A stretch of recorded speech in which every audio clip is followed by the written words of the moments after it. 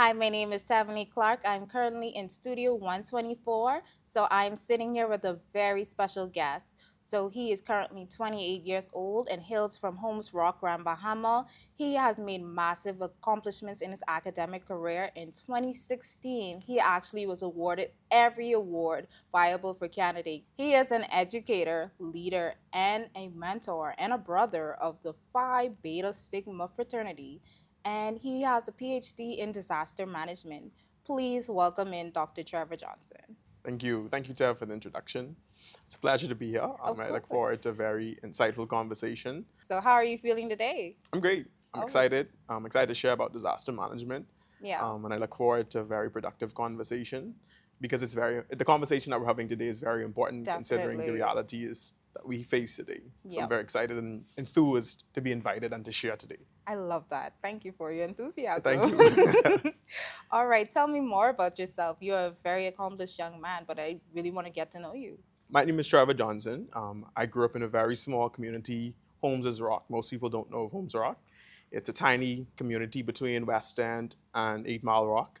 A very small community. As a matter of fact, when I graduated from primary school, Holmes Rock Primary, Yeah. it was only 10 of us in the class. Wow. Our classroom was actually in the staff room Yeah. of the school. A Wow. very, very small, very tight-knit community. Yeah. I was raised in an extended household. I lived with my grandmother, my mom, my aunts, my uncle, and my little cousins. I think it is, the experiences in Holmes is Rock and the village-like characteristics of that community that raised me into the man that I am today. Okay, I love that. Wow, that is a really tight knit community. Yes, it is. So, how did you get into disaster management coming from such a small place? So I actually began in my younger life when I was much younger. Like I'm so old, right?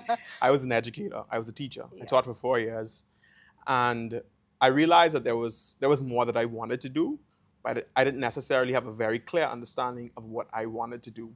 But it was Hurricane Matthew in 2016 that really fueled my interest in Wow. disasters. At one point in my life, I did consider becoming a meteorologist, but the love for teaching took over that.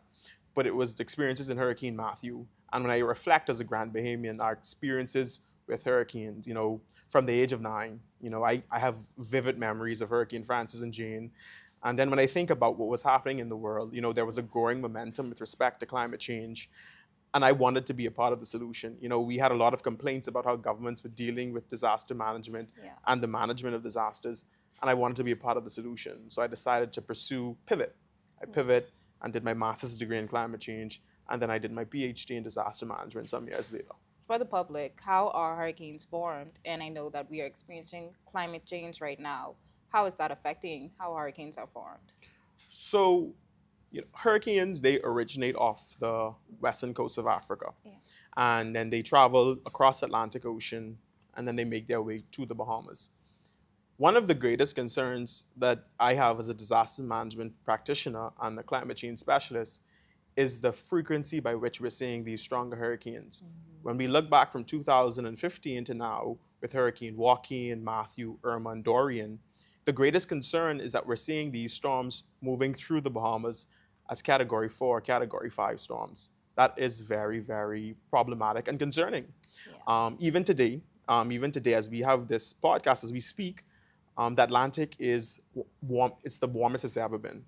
It's 3 to 4 degrees normal than what we expect. And right now, I think we've only had 3 named storms, but we're seeing a current lull in the hurricane season because of the Saharan dust. But as soon as that clears up, meteorologists expect for there to be a really, really quick uptick in the number of named storms. The projections for this hurricane season is as bad or as worse as what we would have seen in 2005 and 2020, some of the more active hurricane seasons. So it's concerning, and it has to do a lot with climate change. Many countries are breaking records in terms of heat. The Atlantic Ocean is warm, and we're seeing rapid intensification, meaning hurricanes are getting stronger much quickly. We see Beryl transformed from a tropical storm to Category 5 hurricane in less than, I think, 48 hours. Wow. And that has to do with the warm sea surface temperatures. Warm water is like fuel for a hurricane. And the warmer the water, the stronger they can become. And unfortunately, we have very, very warm ocean.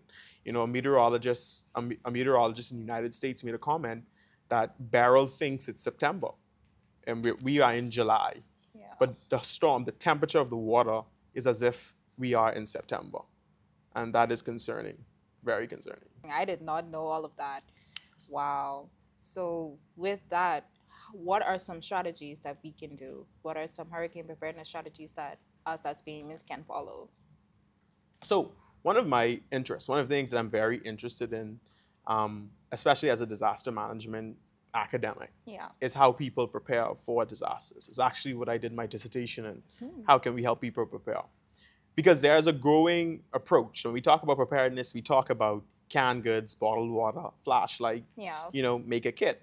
But the question that we really need to ask ourselves is how important those materials are in helping people after disaster. When I encourage you or I encourage the audience to prepare, I want them to be ready for their experiences after disaster. Yeah. And let's think about the items, canned good, bottled water, and all those other stuff. How useful were they to persons after Hurricane Dorian in Grand Bahama and Abaco?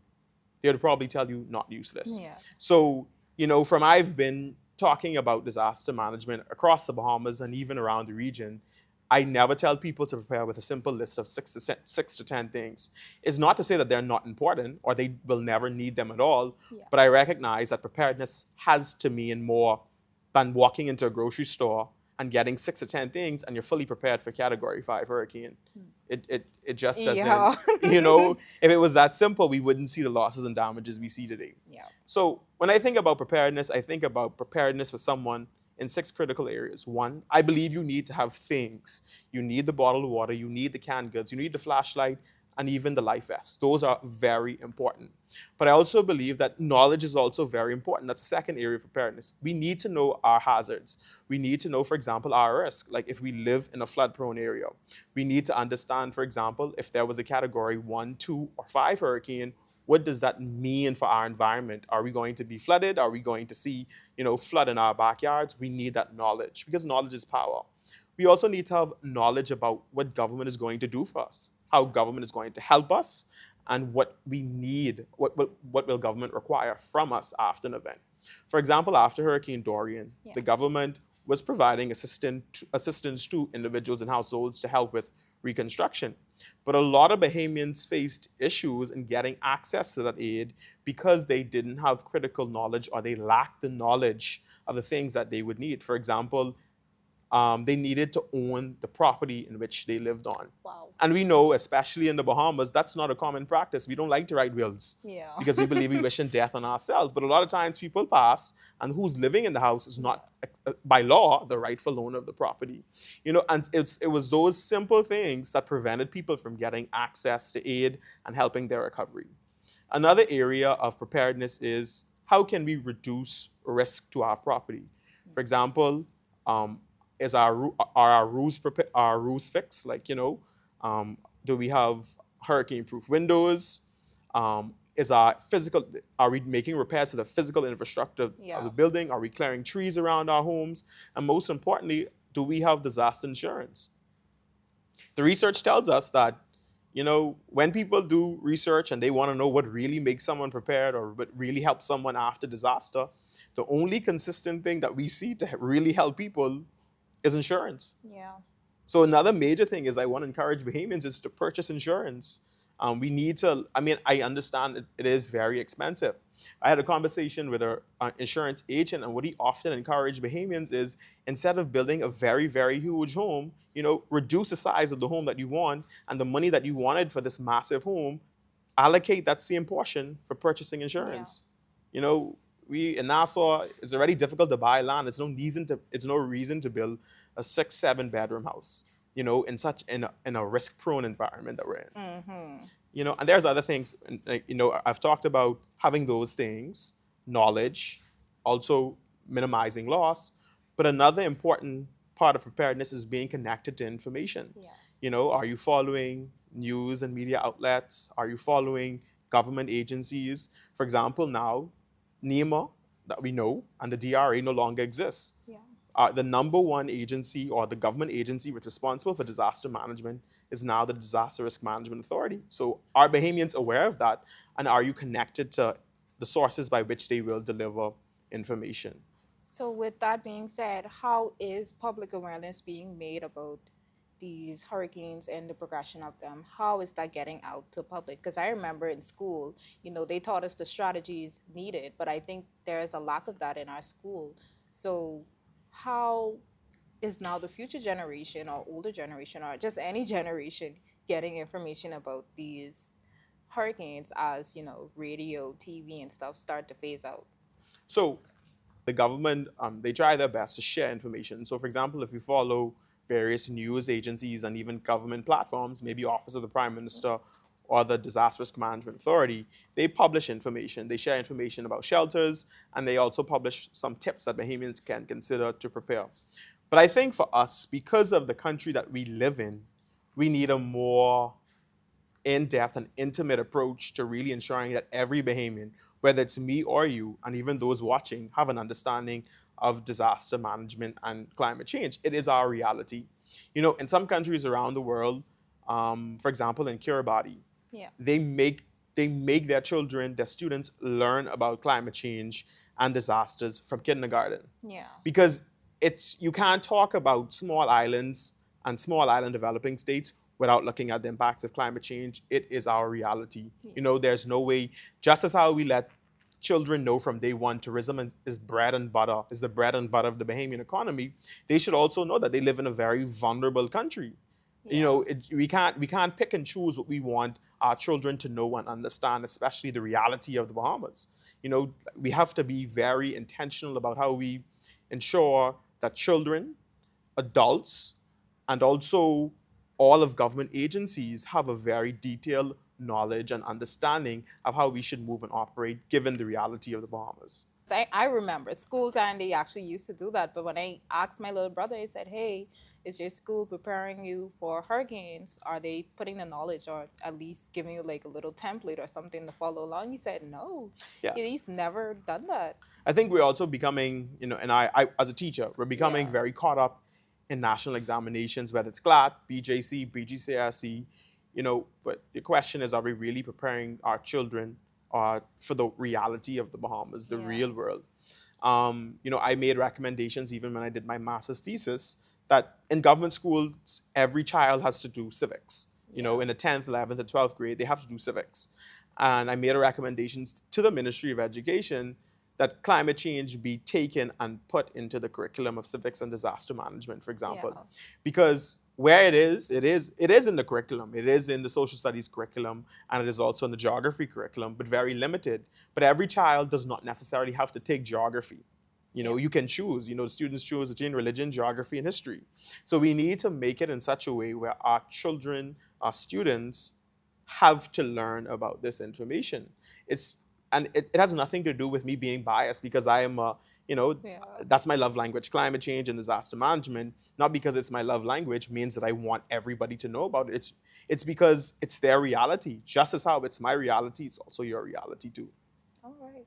I totally agree 100%. Like, there is no way that we are facing hurricanes every 3 years and that our youth is not learning about these things. Yes. What are some policies that the Bahamas has made to mitigate hurricanes or just to prepare for them?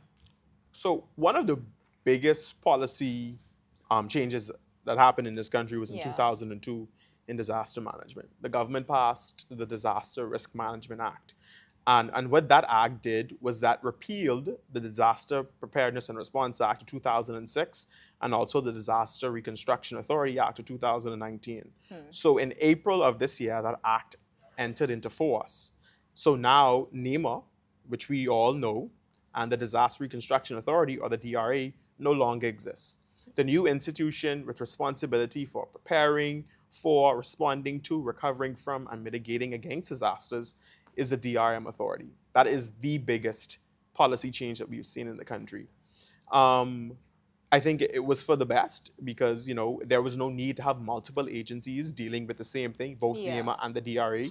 So that consolidation was what is in line with best practices. The law is very, very detailed. It has It makes requirements for family island planning, for national planning, and also for us to have disaster management funds. So it's very detailed. It's now up to the government to give that legislation its legs to walk. Okay. How often are these updated and reviewed, by the way? So with respect to policies and plans, the government has, for example, a national instructions for disasters and emergencies. That plan should be reviewed every 2 years. Notice the word should. Yeah. It should be updated and reviewed every 2 years. And also, family island plans should be created. Once again, use of the word should, but have they been created? The issue in this country is that we're very reactive, especially when it comes to disasters. The budget for NEMA and now the Disaster Risk Management Authority is very, very small. We have a culture in the Bahamas where we love to depend on loans to fund disaster management. So we get loans from various development banks and various agencies, and that's how we fund disaster management. Our government doesn't allocate significance, or I would even say significance, a decent amount of money to support disaster management. No administration has done it. There's a large dependency on what we call contingent credit, meaning liquidity provided by multilateral institutions after disaster. Wow. Yeah, I mean, it's mind-blowing Yeah, to yeah. realize that. And, one of the biggest things that I think that we need to focus on in this country is how do we finance disaster management? Yes. Because when we looked at how people suffered after Hurricane Dorian in Grand Bahama and Abaco, that should have been a wake-up call for all of us. Definitely. Individuals, they languished in the post-disaster landscape, and a lot of it had to do with poor preparedness of the government. And it's been a part of our history from Dorian to Matthew to Francis and Jane. It's like we're not learning from our mistakes. The money that the money that we get from loans and emergency loans, it's nowhere near what's needed to fund the recovery and response to major events. It's not sufficient. And we need to have a focus. And also Bahamians have to want to be willing to invest. Because how governments make money? Governments make money from taxing us. And so we have to be willing and wanting to make that decision as well. And quite frankly, I know why governments have not made the decision to fund disaster management in a more appropriate or sustainable way. Because it's not a politically good choice. Yeah. Because that means they're going to have to tax me and you more to fund these options. And that means that after 5 years, they're gone. So I think one of the things too that we need to think about, and just generally in our country, is that we need to get rid of politicians who are just interested in creating, a lifetime or legacy of public service just because they want it. We need people who are not afraid to make hard decisions, and if that means they're booted in 5 years, then they go. Because I think now, if we don't make those hard decisions now as a country, we're going to pay for it later on. It's going to be me and you and our children who are going to bear the full brunt of the poor policy decisions that governments have made today and in the past. And I think it's like so crazy that most Bahamians are one disaster away from being homeless. Like, look at the devastated, like the atmosphere in Grand Bahama, Andres. Like, people who were affected by past hurricanes, a lot of them never recovered. Yeah. They never got their properties back. They never even seen some of their relatives after that, And it's sad that we as a country are not prepared. This is something that we face. Like, we have the risk of facing every year. I don't understand why we are not as advanced and prepared. Like, I don't understand why it's such a shock. But I know you said the finance aspect. What are some more challenges that we face when it comes to what are some more challenges that we face when it comes to hurricane preparedness or risk management? Like I said, access to financing, the access to money. In order for us to do things, we need money. So that's the very, very first thing. Another thing is, I don't think that we have invested significantly in protecting our coastlines and shorelines. Yes. The Bahamas, we are very low lying. And so that means that erosion and storm surges, they have great impacts on the Bahamas. I don't think we've invested significant enough of resources in protecting our shoreline. whether that means building seawalls or groins and revetments, or if it's investing in nature-based solutions like restoring coral reefs or replanting mangroves. I don't think we have significantly invested in shoring up and protecting our environment. One, one major gap also in the Bahamas is that we don't plan for recovery. Yeah. Governments plan to respond to events, especially in the Bahamas. They have a plan to respond to an event, meaning providing immediate assistance after disaster. How do we remove debris? How do we evacuate people? How do we communicate? They have plans for that. But when it comes for recovery and reconstruction, which is where we spend the most time in, we don't have plans for that. And that's why we saw the situation that unfolded in Grand Bahama and Abaco, and even in Hurricane Matthew in 2016, and Francis and Jane in 2004 and 5, is that we don't prepare for recovery. We don't recognize that we need to consider, for example, reconstruction, infrastructure recovery, psychosocial recovery, economic recovery. We don't plan for recovery. Currently, we don't have a recovery plan. And I think that is a very clear gap that needs to be filled. And I think if filled, we can begin to see an improvement in how governments help people and also generally recover from events. Yeah. Are there any programs or institutions that specialize in helping with the mental effects of experiencing a hurricane? So I'm also a part of the Bahamas Red Cross Society, and I serve there as the chairman of the Disaster Risk Management Committee. And one of the subcommittees of the Bahamas Red Cross Society is the psychosocial subcommittee. So they provide assistance to individuals after disaster with respect to, counseling and providing those psychosocial services. You also have institutions like the Grand Bahama Resilience Center in Grand Bahama, they've done a phenomenal job in trying to support people in their recovery after Hurricane Dorian. Okay. So what can we as Bahamians or our community do to really help with the recovery aspect of it all? I think one big thing we can do as Bahamians is we need to hold our policymakers accountable. During election time, instead of, being so focused on the very small things, the very, very small things we get focused on elections, listen to the policy decisions and the policy ideas of these governments. Because guess what? When we don't listen to them, we're going to feel them later. We may not feel it at that moment. Yep. We're going to feel it later. We need to make sure that we hold our policymakers accountable and we require the tough decisions from them. This is what I'm saying is not something that's not been done in the world. Yeah. From, for example, Antigua and Barbuda, a much smaller country than the Bahamas, they have developed a fund for disaster management and environmental protection. Like, this is not some far off idea that no one has ever done in the world. We have examples of countries who are much smaller than us. They're doing these things, and countries that are also much bigger than us, like the United States and Germany. They have these funds that's necessary, but we have clear examples, like in Jamaica, where a percentage of the building tax goes towards funding disaster management, and Antigua and Barbuda, they have a fund that specifically funds disaster management and other environmental protection projects. Why are we not doing it in the Bahamas? And we are more likely to be impacted by a hurricane than many of our Caribbean counterparts. But they're doing things to take it more seriously, and it's because our priorities as a country is very mixed up.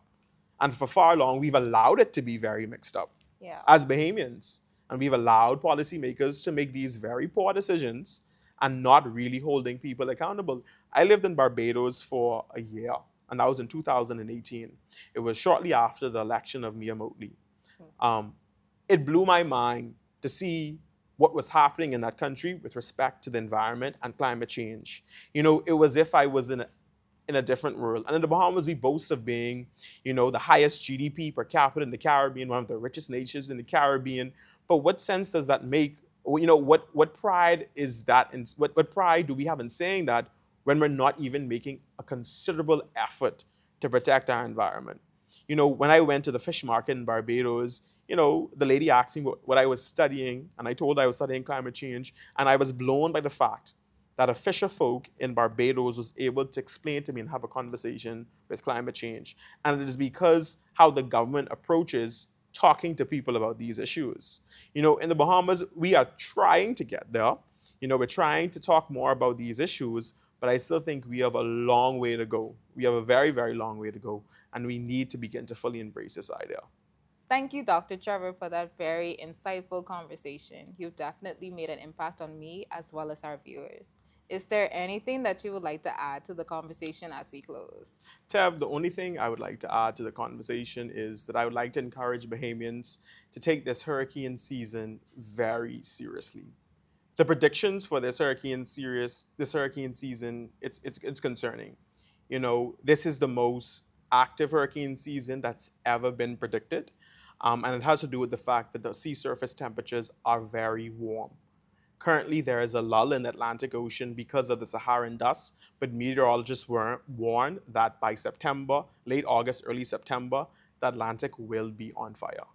So I would like to encourage Bahamians to take it very seriously, prepare, ensure that you're knowledgeable about what's happening, the changes that the government has made with respect to disaster management, and also your hazards, your risks, and your vulnerability.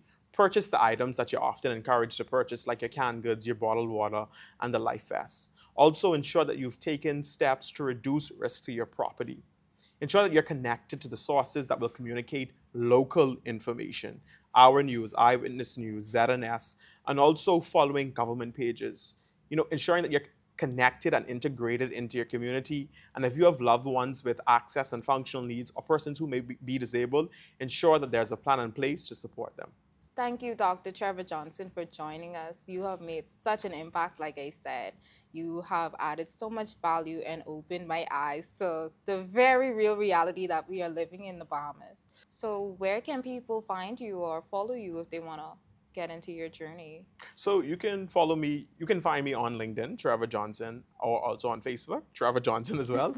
And on Instagram, my IG handle is Trevor, TREVORII.1914. All right. I'll be getting a new follower tonight. Thank you. Team follow back. Yes. Once again, this is Thevenin Clarke tuning out from Studio 124. Peace.